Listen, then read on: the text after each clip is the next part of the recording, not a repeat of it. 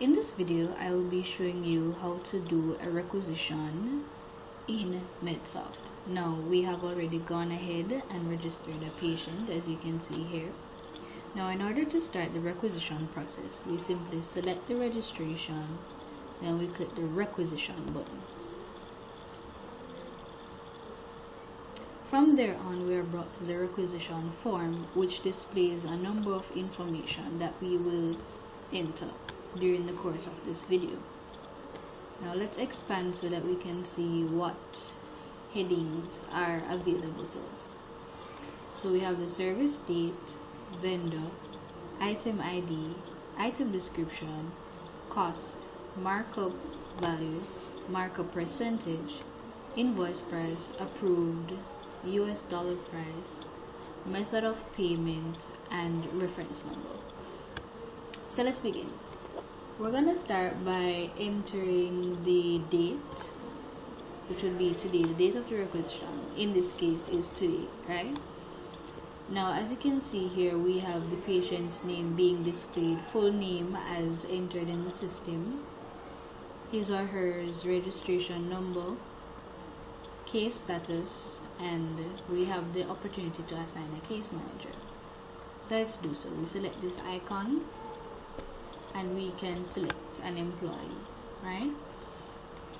Now we have the opportunity as well to select from this list the insurance company, which will therefore generate the list, the checklist that they need.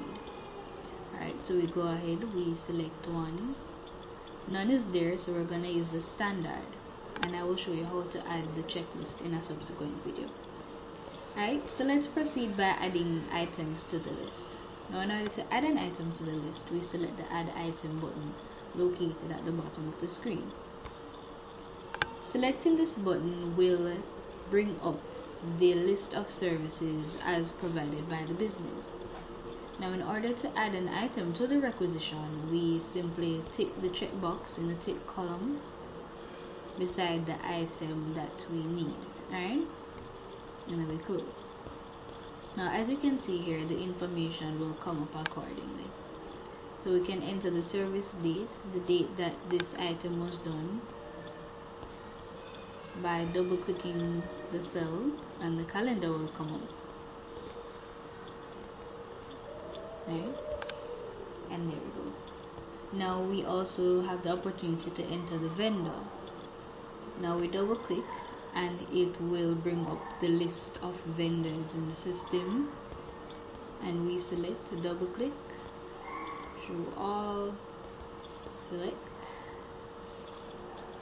show all, and we select, right? Now, as you can see here, the cost is shown accordingly. Then we have the markup value. Now, this column here shows the original cost of the price as entered in the system or as saved in the system.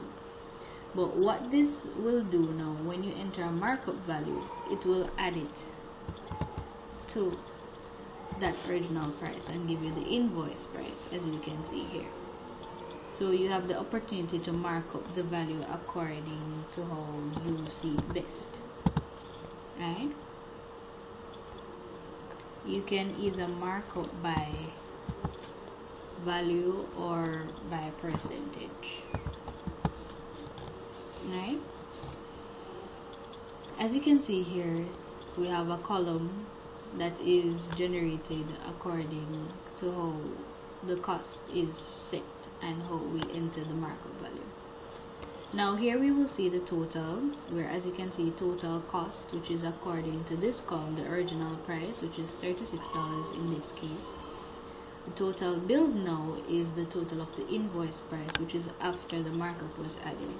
And the difference, as you can see, is the difference in both the original cost and the markup value. Now, in order to see what would be the US price for each item, we enter the exchange rate in this column here. So let's say, for example, the US dollar is selling for $130. We enter the $130, click enter, and the prices will change accordingly. Right? Then we also have the opportunity to select the method of payment that was used in purchasing